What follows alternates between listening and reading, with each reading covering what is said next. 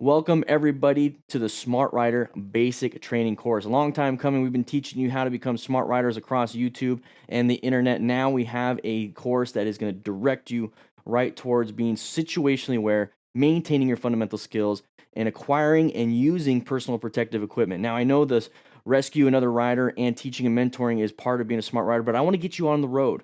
There's no point in rescuing anybody or teaching anybody if you don't even know the basics. So we're going to be going over the SMA part. The rescue another rider and teaching and mentoring other riders is coming later because this course is a living course. We're going to be continuously updating this course, and our goal is every 6 months to have new footage, to new training, to have updated footage, updated training, updated information for you.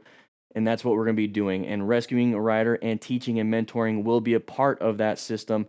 So guys, this whole basic training is just going to get better and better and better, especially with your feedback. So if you're a DDFM Crew Smart Rider member, woo-wee, this is going to be good.